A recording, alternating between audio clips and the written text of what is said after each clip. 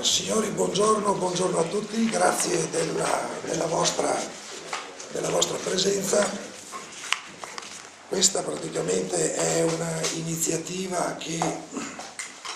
viene presentata qui a Portogruaro. Ringrazio l'amministrazione comunale che ci ha dato la disponibilità della sala. È un'iniziativa atta a promuovere la cultura della musica lirica nelle scuole. Questo è un momento che l'associazione Orientando ha voluto essere qui a Portogruaro, in quanto questo volume che vedete è stato redatto in collaborazione con la Filarmonia di Udine, in collaborazione con lo storico, affinché la cultura della musica lirica venga chiaramente proposta e divulgata dall'inizio nelle scuole. Tant'è vero che questo sarà un volume che verrà consegnato a tutti gli studenti di quinta elementare, prima e seconda e terza media, tutti gli studenti del Veneto orientale. Sono circa 10.000 volumi e verranno praticamente donati già dalla prossima settimana. Inizieremo con la consegna affinché questo mese e mezzo che manca alla fine dell'anno scolastico sia propedeutico nell'apprendere un attimino quella che è la cultura lirica in particolare. Quest'anno ci proponiamo con Attila. Attila voi sapete bene chi è stato e che cosa ha rappresentato nella nostra storia. La prima rappresentazione di quest'opera avverrà a Portogruaro il 13 luglio e ci sarà chiaramente ci sarà un tour e queste opere verranno riproposte a Caorle ed a Jesolo. Non avrei altro da aggiungere se non dare la parola all'amministrazione comunale al vice sindaco Villotta, che gentilmente ci ha ospitato oggi qui e che ospiterà la manifestazione il 13 luglio in Villa Comunale a Portogruaro. Grazie. È doveroso che io dica subito che la scelta di presentare questa iniziativa culturale, noi ci sentiamo particolarmente onorati non solo perché in questo momento rappresentiamo un po' i padroni di casa, ma sappiamo come questo palazzo rappresenti il cuore di tutta la comunità portoghese e quindi siamo particolarmente contenti per tutta una serie di motivi, anche se potrei dire che il titolo dell'opera che viene oggi presentato, Attila, forse la sede di Concordia Sagittaria poteva essere il luogo più idoneo per presentarlo, ma Portogruaro non è che abbia i galloni da caporale, nel senso che come centro di mandamento possa sentirsi superiore ad altri, ma è chiaro che Portogruaro ha tutte le carte in regola, non solo per la sua storia, ma soprattutto per la storia recente, perché forse, se parliamo di galloni, possiamo anche dire che Portogruaro, città della musica,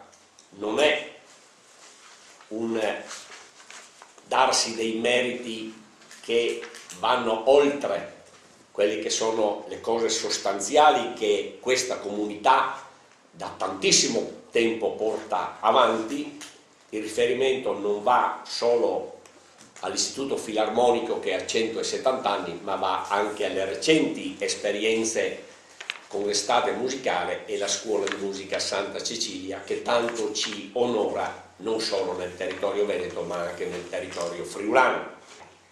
Oggi tutti parlano di educazione, ma credo che educare significhi soprattutto riuscire a portare a comunicare alcuni contenuti fondamentali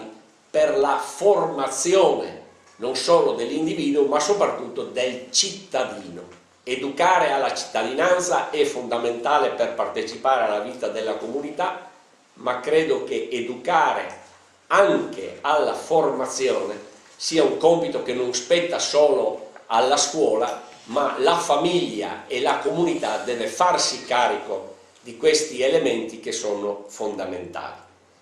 Ebbene, per chiudere, complimenti per l'iniziativa, ospitiamo volentieri la presentazione ma anche le successive iniziative. Diciamo che Portogruaro con questo vuole un'altra volta dimostrare come un grado di sensibilità l'intera città, l'intero Consiglio Comunale possa non solo vedere e continuare su questa strada, ma siamo altresì convinti che quando si investe nell'educazione, in questo caso nell'educazione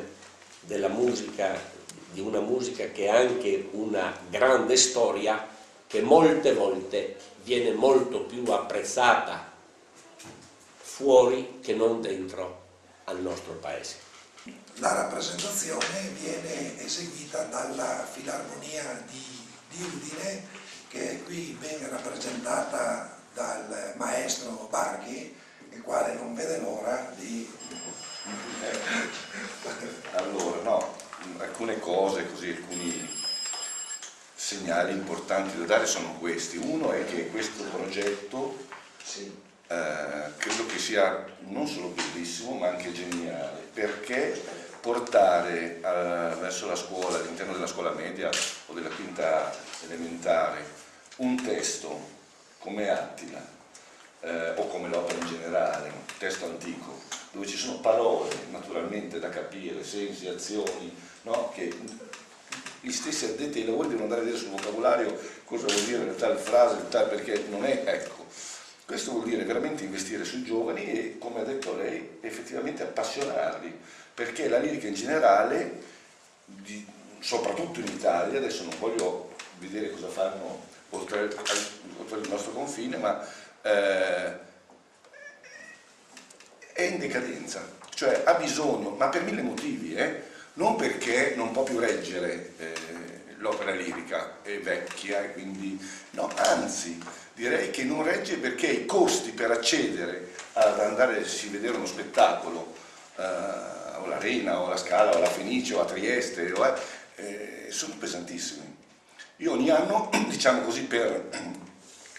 essere anche informato, spesso, cioè una volta all'anno vado a Salisburgo, già diversi anni che vado a vedere un po' quello che succede, il tipo di rappresentazione, la qualità, ecco, e mi compro un posto 3/4 di sala a 145 euro, insomma, che è una cosa, credo, sì, voglio dire, non dico che deve essere a portata di tutti o proprio talmente popolare oppure gratuita, ma deve esserci un equilibrio, altrimenti allontaniamo, ecco. Detto questo, è un progetto che siamo alla 9ª edizione e effettivamente il primo circuito è stato quello di Friuli Venezia Giulia, però effettivamente noi siamo stati a Zagabria, siamo stati all'Arena di Pola, quest'anno torniamo per la seconda volta a Zara, saremo a Klagenfurt, cioè abbiamo 3 date in vento, perché io vorrei studiare, cioè il fatto di portare un titolo dove è possibile. Quindi, voglio dire, deve essere la passione a tenere unito un po' tutti e la divulgazione. Quindi Caro di Tespia è un progetto naturalmente itinerante che ha un potenziale enorme perché il cast dei cantanti viene scelto con audizioni, quindi non ci sono spinterelle, perché qua ci si mette la faccia, cioè nel senso che se va bene il progetto è merito di tutti, se va male il progetto è il direttore d'orchestra o chi ne fa capo, insomma, ecco. Quindi c'è tutto l'interesse per fare delle cose fatte bene e molto trasparenti, questo è un po' il nostro progetto, trasparenti. L'orchestra è un'orchestra alla quale partecipano tutti, friulani, veneti, ungheresi, romeni, sloveni, vengono scelte persone tramite curriculum ed è un progetto che ad oggi è seguito tantissimo. Nel senso che in Friuli Venezia Giulia 10.000 persone comunque vedono il Caro di Tespia, questo è. 2 parole sulla musica, ma volevo dare un'inquadratura, cioè volevo spiegare cos'è il Caro di Tespia, perché le cose arrivano, ma dietro c'è un lavoro terrificante, perché si muove su 2 tir, su 3 corriere, 2 furgoni, c'è un palcoscenico di dotazione di 18x14 con 4 torri sceniche, voglio dire, è un circo nel vero senso della parola. Sono 140 persone che ci lavorano, tra orchestra, coro, cantanti, macchinisti, fonici, elettricisti, cioè è un teatro, diciamo, naturalmente con le dovute proporzioni. Attila, perché Attila? Attila prima di tutto per il bicentenario, naturalmente le nostre terre, perché io ormai vivo qui da 22 anni, quindi posso, anche se fossi in Friuli mi considero ancora un emiliano, però io mi sento ormai facente parte di questa comunità. Attila perché rappresenta tutto sommato, non dico la storia, ma insomma qualcosa del nostro passato. Quindi, al di là delle cose che sappiamo tutti, l'incendio di Aquileia, Concordia Sagittaria, Oderzo, tutto quello che vogliamo, però Attila è un omaggio che Filarmonia, insieme a tutti gli amici, fa al Cigno di Busseto per il bicentenario, per il 1813-2013. Non potevamo fare altre cose, perché abbiamo preparato un percorso che è partito qualche anno fa, con Rigoletto naturalmente, anzi Traviata, Rigoletto e Trovatore, e il percorso dovrebbe chiudersi, tra virgolette, con Attila, anche se ci sono delle spinte, diciamo, per proseguire il discorso verdiano, ma comunque questo è un po' l'omaggio finale. È una prima opera, ma non lo so se è proprio una prima opera, comunque viene scritta dopo il Nabucco, quindi è un'opera che effettivamente c'è già la traccia del Verdi maturo, perché i vecchi stilemi dei recitativi che nelle vecchie opere, diciamo, precedenti a Verdi, erano soprattutto basati sui recitativi, quindi delle cose pizze, lunghe, che non finivano mai, ma anche belle, interessanti, però qui si parte, no, a mescolare il recitativo abbastanza stretto, conciso, con le arie, con i concertati, che sono le cose più belle di queste opere qua. È un'opera, secondo me, scritta di getto, nel senso che non la si conosce tantissimo, perché sappiamo tutti che sugli artisti preferiamo la parte centrale e l'ultima parte dell'esistenza di un artista, perché la maturità si dice la parte più, ma io direi che non è sempre così. In alcuni casi, infatti lui ha sponsorizzato tantissimo questa opera, anche se non è stata poi, non ha avuto la fortuna di essere eseguita come Traviato, come Rigoletto, come altre opere. Però lui era molto affezionato, perché diceva che secondo lui era una bella opera dal punto di vista musicale. E sentirete i duetti, le arie, sentirete il dialogo, questi concertati, è molto corale, perché il coro è partecipe in continuazione, praticamente è quasi sempre in scena. Quindi è un'opera completa. Come utilizza i cantanti Verdi in questo tipo in questo periodo? Ha bisogno di cantanti importanti, perché qui non è il bel canto, qui siamo in una forma mista dove esiste il bel canto, ma esiste anche una vocalità abbastanza forte, importante, quindi energica. Quindi i cantanti devono essere cantanti che hanno, scusate il gergo, si dice canna vocale, si dice molto forte, quindi un soprano da Traviata, tanto per dirci, non va bene, anzi non può sicuramente cantare Attila. Quindi ci vogliono dei cantanti con un peso, con una forza di un certo tipo, sfruttati sia negli acuti che anche nelle basse. La particolarità, e poi vorrei finire, è che dedica naturalmente a un basso la parte principale, che è Attila. E quindi anche qua ci vuole un basso, diciamo, particolare, non è il basso a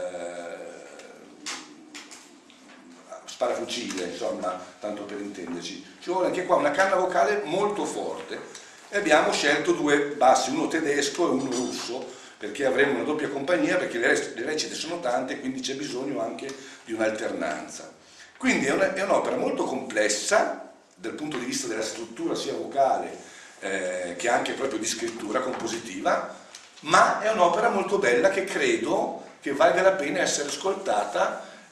anche se ultimamente guardate, solo in questo ultimo anno, io quest'estate l'ho vista a Caracalla e poi al Filarmonico di Verona, credo che un paio di mesi fa l'avessero anche data. Quindi è un'opera che negli ultimi 10 anni viene riscoperta. Ecco, venite perché spero, insomma, di non deludervi.